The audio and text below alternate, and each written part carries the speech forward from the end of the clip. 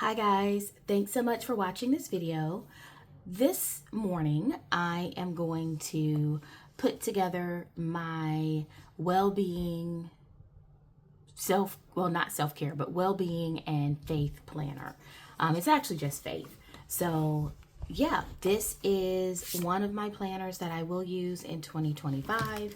I did use it in 2024. I ended up I stopped using it towards the end of the year, and we'll talk about why I did that.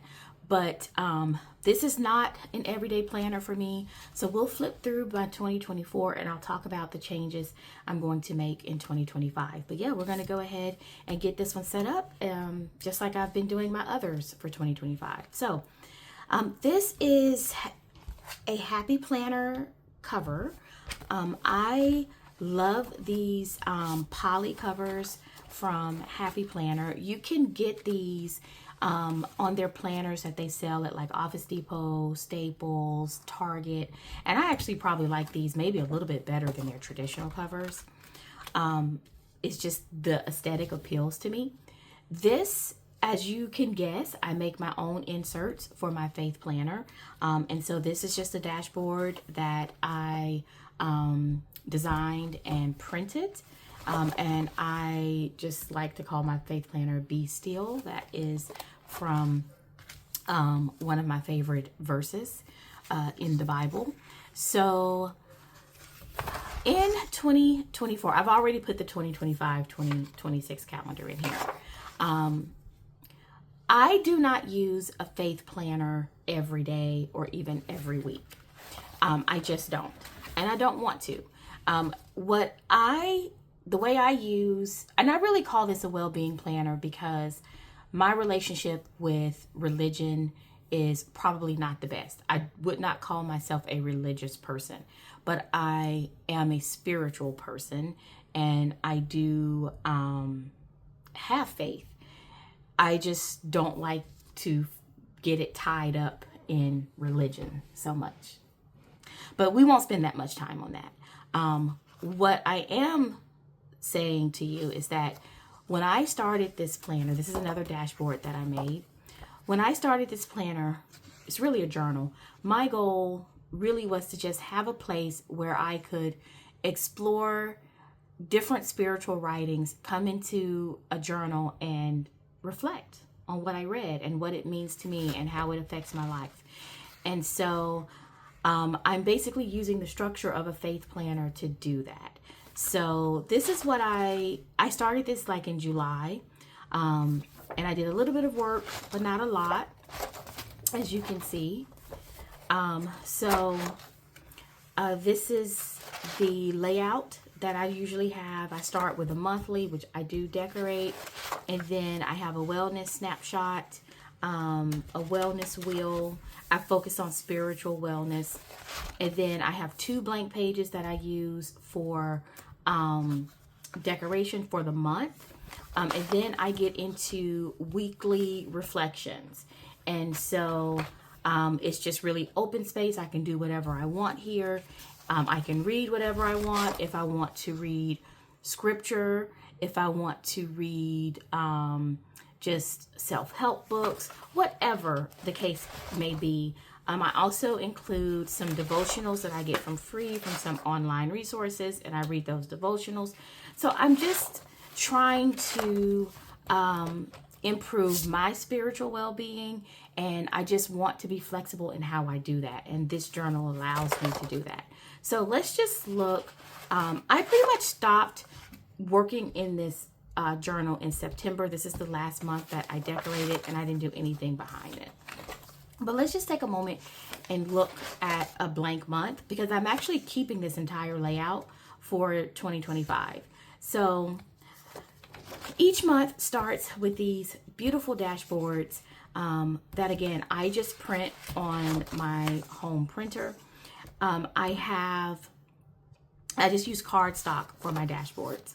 And then I go into an affirmation statement.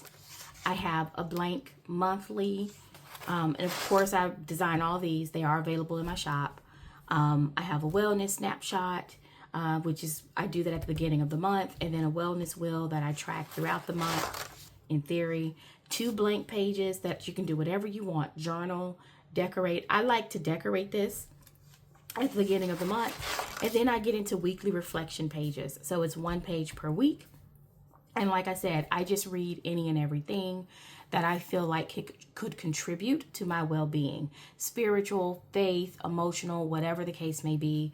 If it's the Bible, if it's a devotional, if it's a self-help book, if it is a fiction book that moved me a certain way, whatever, this gives me a great place to come in and reflect about that.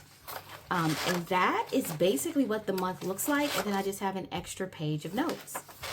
And that is going to be the same layout that I use for 2025. So we're going to actually set this up for 2025 today. In the back, I will tell you that I do have like some reference content about the Christian Bible.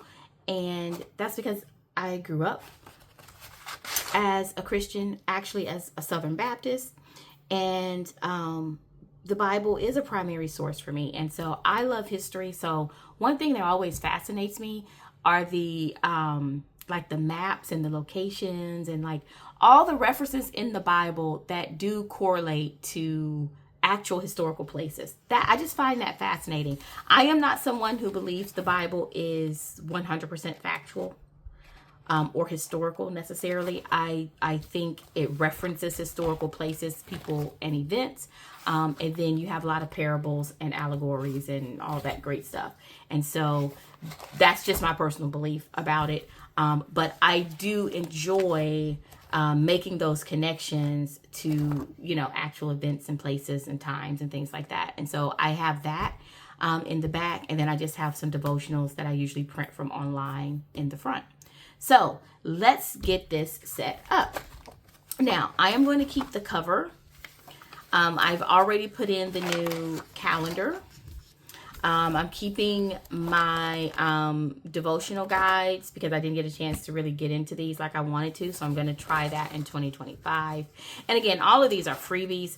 I just kind of located the ones I liked, what I wanted to focus on, and put those in here.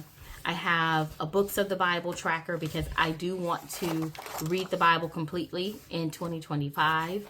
I have done that before, but it's been a lot of years. And so just a couple of those in here. I don't know which tracker I'm going to use to do that, but I will make that effort.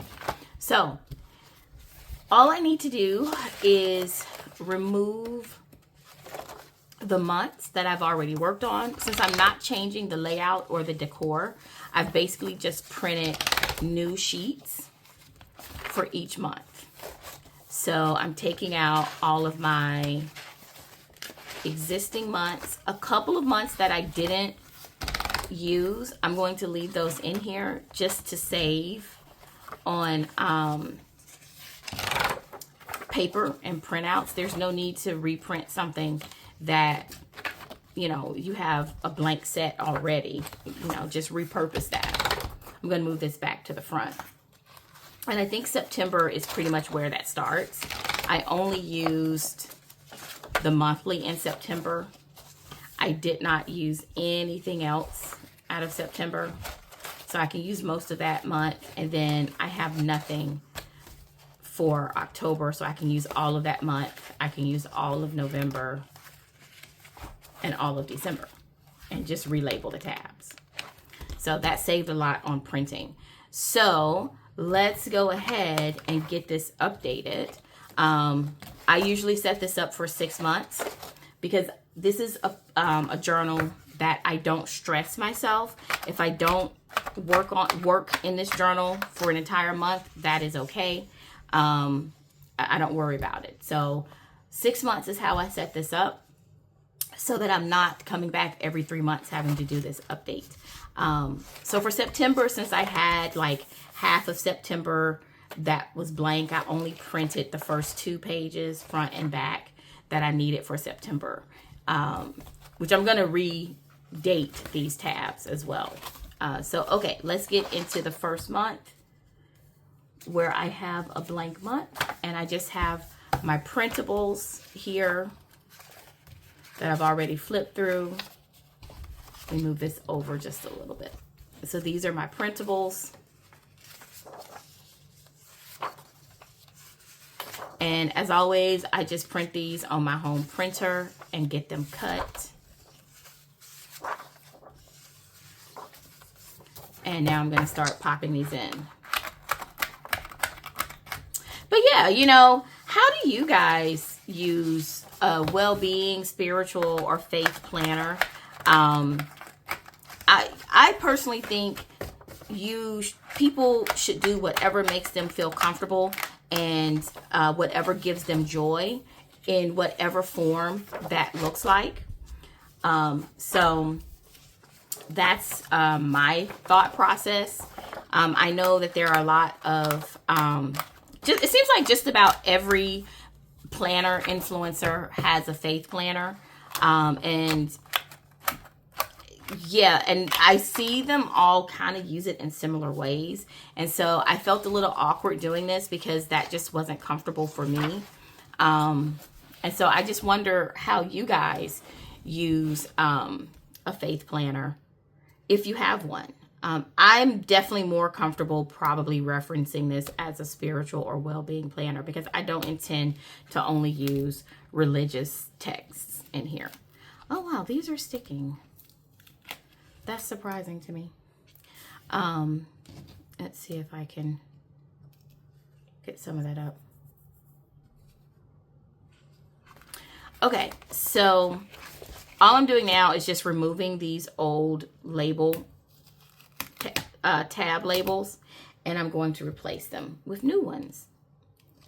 And if I can get some of this excess glue up, that would be great. I'm surprised they're really sticking like this, leaving this glue residue though, because these are just Happy Planner tab labels. That's okay. That is okay, because I will just, when I put the new labels on here, I'll just cover most of this up, I guess. And if not, it's still going to be okay. So, but yeah, I'm a fan of using traditional things in different ways, right? I'm all about doing what works for you and making your experiences be valuable, right? Because we're all different. And so whatever floats your boat. Okay, so these tabs look a little rough and ready. I probably could do like some type of, this plant is bothering me. I probably could do some type of something to clean it off, but I'm not. Okay, so these labels though, they came from a Happy Planner insert. I think I got this from some type of planner extension pack that, you know, a lot of times those planner extension packs come with monthly labels and a few stickers in the pack. And I rarely use those because I have, I usually like have the labels that I need. And so these sheets just tend to go unused. But I have found that since I put together a lot of my own planners, that they definitely have a use. And so if you keep track of them, you know, it'll save you money. And you could just use what you're getting in the supplies that you're already buying. And you know, I'm all about that, right? I'm all about affordable planning. So, but yeah, that's where I got these from. And I love the silver. The silver goes really well with the decor that I chose for this planner. I'm not necessarily loving how that looks with the residue that was left there, but oh well, it is what it is. Okay, I am looking for June.